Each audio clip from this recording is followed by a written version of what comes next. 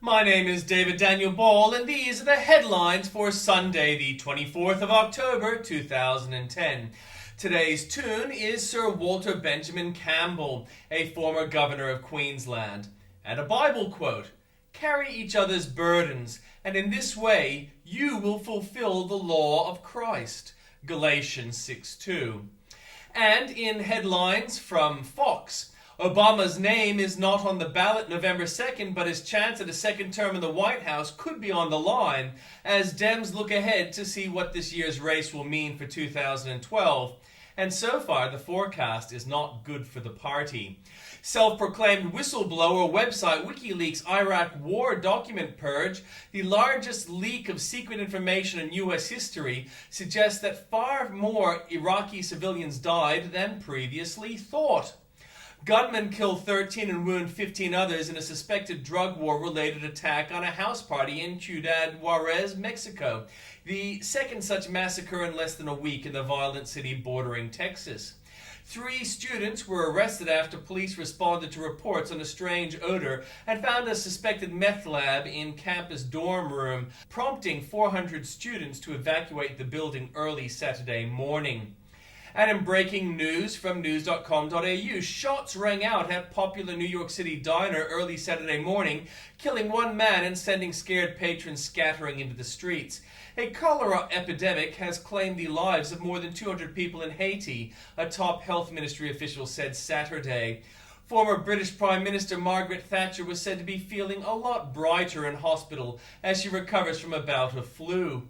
Guests arrive at luxury resort in northwestern India for wedding of British comedian Russell Brand and US pop singer Katy Perry. From New South Wales and the ACT, local councils will be encouraged by an O'Farrell government to tap into a $1 billion slush fund. Pubs are likely to be banned from selling energy drinks on tap amid claims they provoke violence. Police used capsicum spray to break up 40 thugs in street brawl in Sydney's inner west overnight. From Queensland health staff have been accused of bullying a female worker after she complained to police about being raped by a colleague. Just 1 cyclone shelter has been built since the state government promised 4 years ago to provide safe havens in every community from Cooktown to Bundaberg. And in Victoria, Melbourne's new fire chief spent more than $46,000 on carpets, blinds, a sofa, chairs and plants as part of an office renovation. Victorians fear a suggested plan to cut irrigation allocation from the Murray-Darling will destroy their businesses and communities. Police have raided the home and former workplace of an anaesthetist alleged to have infected dozens of women with hepatitis C. Deputy Premier Rob Hull has unleashed a scathing criticism of opposition leader Ted Baillieu and his ability to lead Victoria. Office of the Public Prosecution Staff will testify about the relationship between their boss and a junior lawyer if an inquiry is held.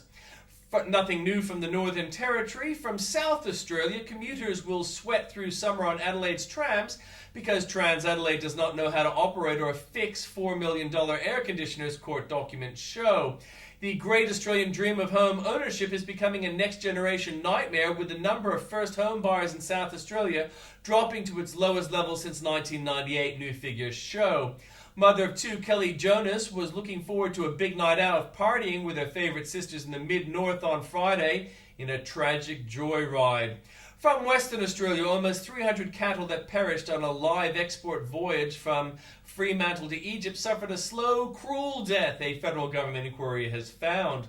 A 21-year-old man was arrested last night and his car confiscated after he was clocked doing 230 kilometers an hour on Tuesday. Nothing new from Tasmania. And in comments from Piers Ackerman, truth better than fiction, former Prime Minister John Howard devastatingly completes memoir should end the time-wasting what-if debate about his handling of the succession of the Liberal Party leadership, but of course it won't. And in my comment, I think it overstates things to lay the blame at Costello's feet or Howard's. Truth is that the schism was less about the ambitions of either and more to do with the media exploiting a perceived weakness. The so-called schism was apparent since the time Mr. Howard took over from Mr. Downer. The era that resulted was a golden age. The ALP took office were little different to Keating's mob, but they looked so bad in comparison with Howard's administration. More for you there at that link. Countdown by Tim Blair. Also, Ties That Bind and REO Megawagon. From Andrew Bolt. Wasn't England once the land of free speech? Howard Wax Gillard. WikiLeaks nails the wild Lancet scare. If they needed mentoring, they don't deserve to be here.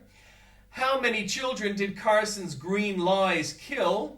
Green cars stole. Revolt against Ratke. More for you there at the link.